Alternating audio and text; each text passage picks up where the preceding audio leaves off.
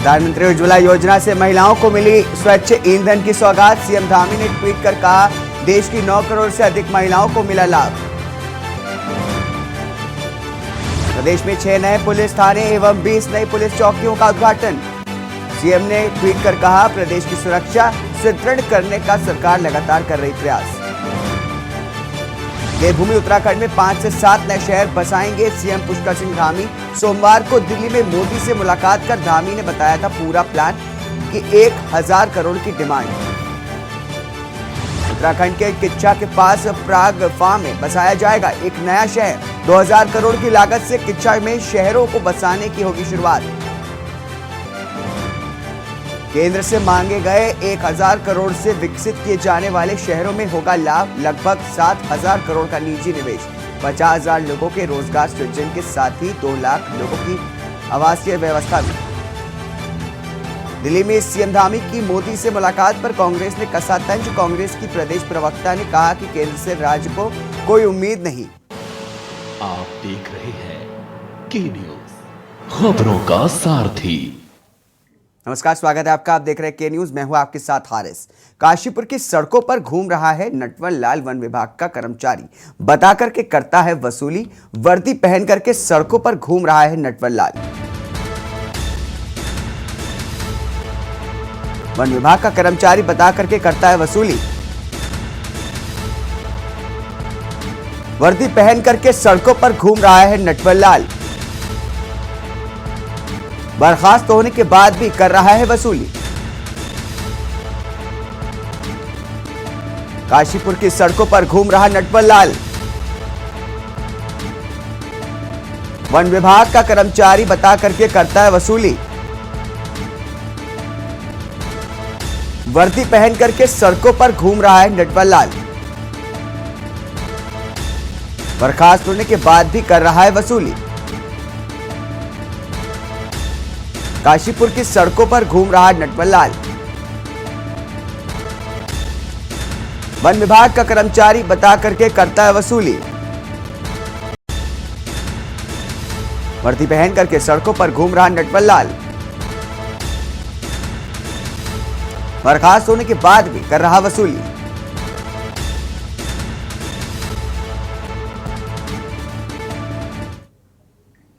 अगली खबर चमोली से है। जाको राखे साइया मार सके ना कोई, कहावत चरितार्थ गोविंद घाट के पास। गोविंद घाट के पास गिरे पत्थर, बाल बाल बचे लोग। वाहन में सवार दोनों यात्रियों को खरोच भी नहीं आई। वाहन सवार दोनों कानपुर के यात्री बाहर गए थे। चमोली से खबर, जाको राके साइया मार सके ना कोई, कहावत हुई चरितार्थ। गोविंद घाट के पास गिरे पत्थर, बाल बाल बचे लोग। वाहन में सवार दोनों यात्रियों को खरोच भी नहीं आई। वाहन सवार दोनों कानपुर के यात्री बाहर निकाला। चमोली से खबर, जाको राके साइया मार सके ना कोई, कहावत हुई चरितार्थ। गोविंद घाट के पास गिरे पत्थर, बाल बाल बचे लोग। वाहन में सवार दोनों यात्रियों को खरोच भी नहीं आई। वाहन सवार दोनों कानपुर के यात्री बाहर निकाला।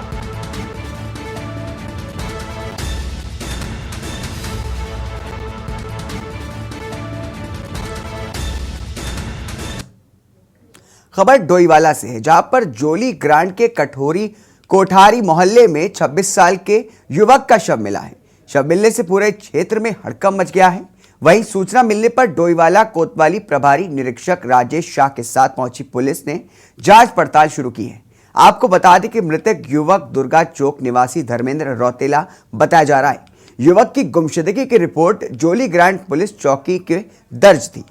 शव को देखने से प्रतीत हो रहा है कि युवक की हत्या हो गई है। पोस्टमार्टम रिपोर्ट आने के बाद मामला साफ होगा कि आखिर युवक की मौत का कारण क्या है।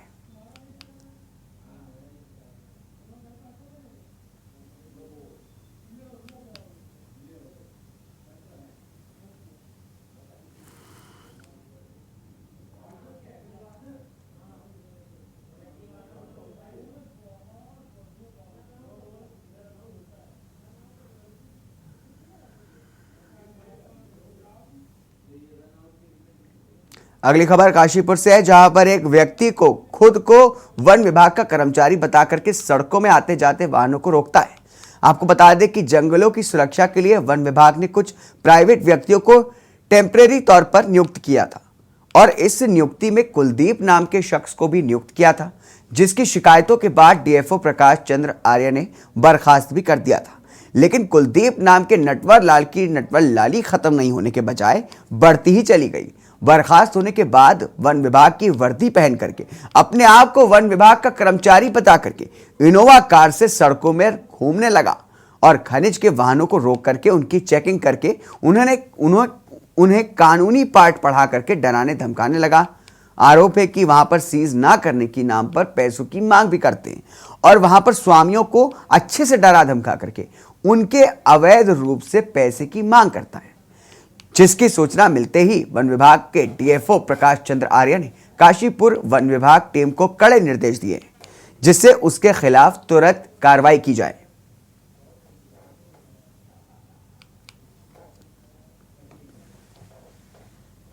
तो ऐसा है, जब हम ट्रॉली लेके आ रहे थे अपने घर के लिए माल लेके जा रहे थे और ये कुलदीप नाम का एक व्यक्ति था इनोवा गाड़ी से, और इसने आगे ट्रॉली को हाथ दिया और ट्रॉली रोक ली। इसने डॉक्यूमेंट्स कहा, तो हमने इनसे पूछा कि आप कौन होते हैं डॉक्यूमेंट चेक करने वाले।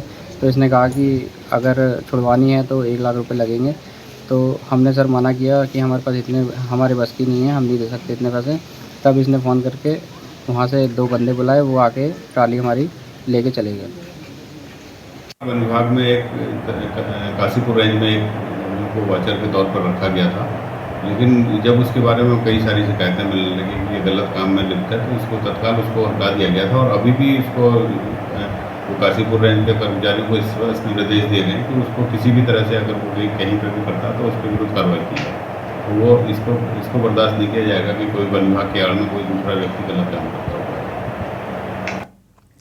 कांग्रेस ने मनरेगा के बजट में कटौती पर कड़ी नाराजगी जताते हुए केंद्र सरकार पर सवाल उठाए हैं। उन्होंने इसे गरीबों और ग्रामीणों के हितों पर कुठाराघात बताया। नेता प्रतिपक्ष यशपाल आर्य ने केंद्र पर मनरेगा योजना की मजबूत व्यवस्था को कमजोर करने का भी आरोप लगाया।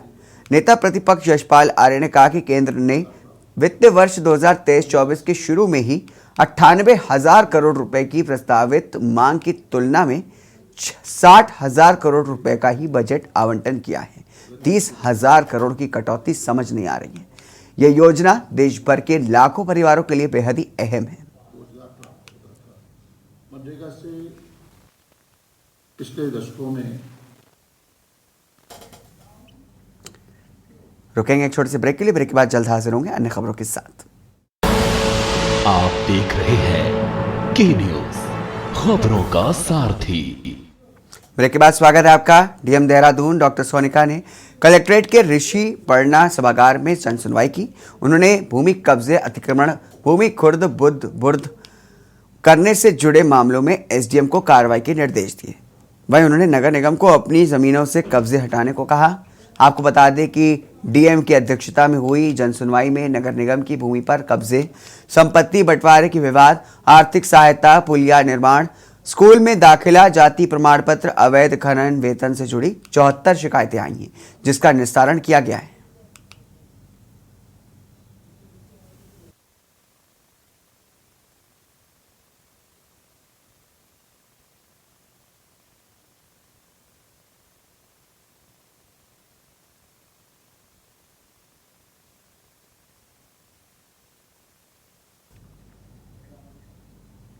चारधाम यात्रा को देखते हुए DIG railway P Renuka Devi ने दून में रेलवे स्टेशन परिसर का निरीक्षण किया। निरीक्षण में स्टेशन पर पार्किंग इंतजाम ठीक नहीं थे। इस पर उन्होंने नाराजगी जताते हुए सुधार के निर्देश दिए। साथ ही कहा कि यात्रियों की सुरक्षा व्यवस्था में किसी प्रकार की लापरवाही न की जाए। उन्होंने अपर पुलिस अधीक्षक रेलवे अरुणा भारती और आरपीएफ सहायक सुरक्षा आयुक्त वीरेंद्र कुमार मिश्रा के साथ स्टेशन परिसर का निरीक्षण किया। साथ ही व्यवस्थाएं दुरुस्त करने के लिए जीआरपी थाना एसएचओ टीएस राणा को निर्देश दिए। उन्होंने सख्ती बरतने हुए पुलिस अधिकारियों को निर्देशित किया कि यात्रियों की सुरक्षा में किसी भी लापरवाही पाए जाने पर पुलिस अधिकारियों को बख्शा नहीं जाएगा।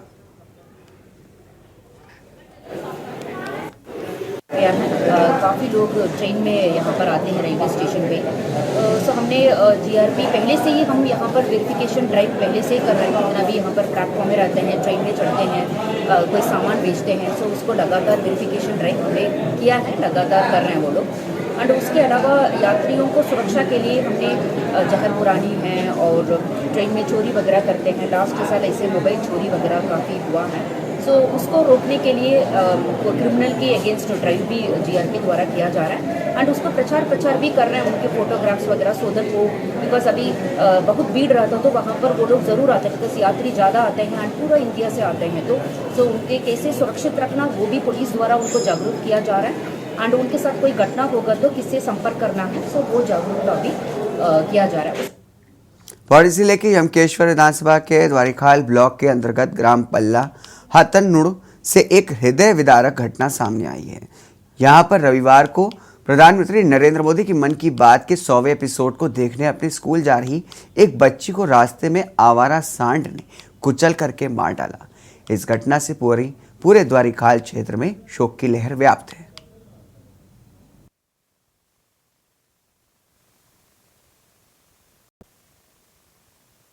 कल के दिन स्कूल जा रही थे, आधे रास्ते में सांड भागा, उसका पीछे उसके छाद में चढ़ गया।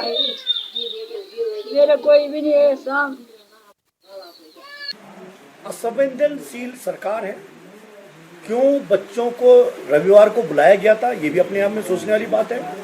साप्ताहिक अवकाश, कोई ऐसा तो नहीं है कि कोई मन में किसी का आया उसने साप्ताहिक अवकाश दे दिया। इसके पीछे पूरा विज्ञान है कि 6 दिन काम करने के बाद 7वां दिन छुट्टी मिलनी चाहिए। इसके ये पूरा अधिकार है, इसके लिए सैकड़ों साल संघर्ष किया गया है। अध्यापकों की बात थी, उनके साथ आंगनवाड़ियों की बात है, जो अब बाकी सरकारी कर्मचारियों की बात है। तो ये असंवेदनशील सरकार है। इस बच्ची की दुखांत, उसकी डेथ हो गई थी, उसके बावजूद स्कूल चला है। इस पर जांच होनी चाहिए, ये उच्च स्तरीय जांच होनी चाहिए कि आखिर कौन इतने इनसेंसिटिव लोग थे कि एक अपने स्कूल के अपने परिवार की बच्ची की डेथ हो गई है और उसके बावजूद भी आपने स्कूल चलाई है। कांग्रेस पार्टी इसके खिलाफ स्टैंड लेगी और कांग्रेस पार्टी इस पर बहुत जल्दी आंदोलन करेगी। ये एक आयना बानो करके 10 साल की लड़की थी, जिसको आवारा जो सांड था उसके पैर रखने से उसका डेथ हो गया है और ये पल्ला गांव के थे। पर शायद उनके घर वाले कोई कार्रवाई नहीं करना चाहते थे, तो ये चीज़ मतलब घर वालों ने नहीं बताई। लेकिन आगे जो भी होगा इस तरह की घटना को रोकने के लिए प्रयास किए जाएंगे। मैम, के प्रशासन की तरफ से आर्थिक मदद की जाएगी या इस तरह से कुछ मुआवजा वगैरह दिया जाएगा उनको? कुछ एसडीएम को ये संज्ञान में है, जो भी रिपोर्ट आती है उस पर नियमानुसार कार्रवाई होगी। की बात का 100वां संस्करण सारा देश सुनने के लिए उत्सुक था। हर स्कूल के बच्चे भी स्कूल जाने की तैयारी में थी और इसी क्रम में राजकीय प्राथमिक विद्यालय हथनुड़ की एक बालिका पल्ला से, जो हमारी एक मुस्लिम बिटिया है, वो भी स्कूल जाने के लिए दौड़ी दौड़ी चहल कूद से स्कूल जा रही थी। तभी रास्ते में आवारा पशुओं के झुंड ने उसे रोन डाला और उसके प्राण पखेरु वहीं पर उड़ गए। वो उससे उस परिवार पे एक बहुत शोकाकुल परिवार पे एक दुख का पहाड़ टूट पड़ा है। रशीदन बानो, जिसका पति का भी इंतकाल हो चुका है और उनकी 4 बेटियां हैं, उस चारों बेटियों में से तीसरे नंबर की बेटी आहिना बानो थी और एक कक्षा 5वीं में पढ़ रही थी। इसका देहांत होने से सारे क्षेत्र में एक शोक की लहर डूब गई है। मन की बात सुनने बच्ची स्कूल आ रही थी और आवारा पशुओं ने उसको टक्कर मारी और उनके ऊपर आवारा पशु उस बच्ची के ऊपर चढ़ गए और उस बच्ची की मृत्यु हो गई है। तो मेरा माननीय मुख्यमंत्री से अनुरोध रहेगा और सरकार से अनुरोध रहेगा कि इनकी, इस बच्ची के गरीब परिवार की बच्ची है, इस परिवार को आर्थिक मदद करें और जिस तरह के आवारा पशु घूम रहे हैं आगे इस तरह की आगे कोई घटना ना हो। रुकेंगे एक छोटे से ब्रेक के लिए, ब्रेक के बाद जल्द हाजिर होंगे अन्य खबरों के साथ। आप देख रहे हैं खबरों का सारथी। ब्रेक के बाद स्वागत है आपका।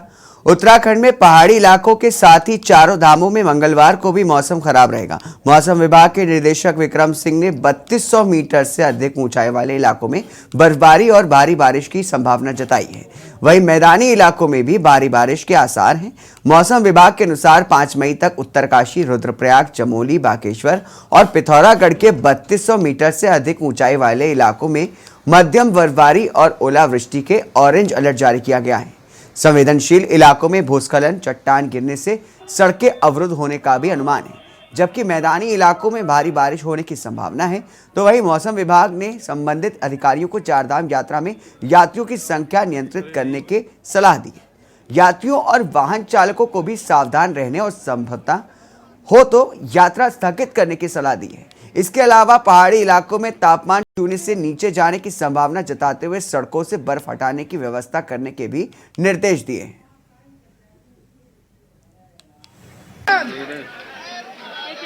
जाना है, वहाँ ठहरना काफ़ी दिक्कत भरा थोड़ा हो सकता है, तो इसलिए यात्रियों से उम्मीद की जाती है कि वो थोड़ा जो है 2-3 दिन थोड़ा अपनी यात्रा को पोस्टपोन करते हुए फिर आगे बढ़े, या फिर ये हो सकता है कि ठीक है जहाँ पर आप सेफ जगह पे हैं वहाँ रुकें 1-2 दिन फिर आगे बढ़ें जो है। तो 3 तारीख तक मैं कहूँगा, 4 तारीख तक भी बल्कि जो है, तो जो हल्की से मध्यम बारिश है वो तो है ही है, और जो उच्च हिमालयी क्षेत्र है, चारधाम लोकेशन है, तो उसमें आज शाम रात आप देखेंगे जो बर्फ़बारी है वो बढ़ेगी। अब जब तब तापमान कम होंगे तो बर्फ़बारी की जो एक्टिविटी है वो ज़्यादा रहेगी। उत्तराखंड में 2024 में होने वाले लोकसभा और उससे पहले होने वाले निकाय चुनाव की तैयारियों के बीच सीएम पुष्कर सिंह धामी ने दिल्ली में प्रधानमंत्री नरेंद्र मोदी और कई अन्य केंद्रीय मंत्रियों से मुलाकात करके राज्य को सौगात देने के केंद्र से मांग की है। मुख्यमंत्री पुष्कर सिंह धामी ने सोमवार को प्रधानमंत्री से मुलाकात की। इस दौरान 1.5 घंटे से ज्यादा दोनों के बीच बैठक हुई। धामी ने प्रधानमंत्री नरेंद्र मोदी को राज्य की चारधाम यात्रा के लिए सरकार की व्यवस्थाओं की जानकारी दी।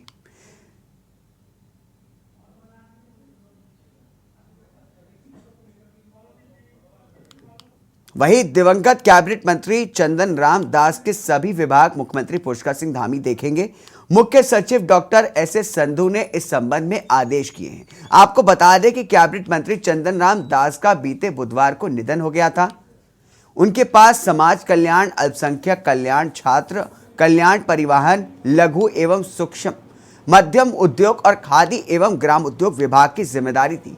ये सभी विभाग अब सीएम धामी देखेंगे। वहीं मुख्यमंत्री धामी के पास पहले 23 विभाग थे, जो अब बढ़कर के 29 विभाग हो गए। वहीं कैबिनेट में 3 पद पहले से ही खाली थे। चंदन राम दास के निधन के बाद की संख्या 4 हो गई है। सोने आगे नहीं भाई, अरे नहीं जा रहा।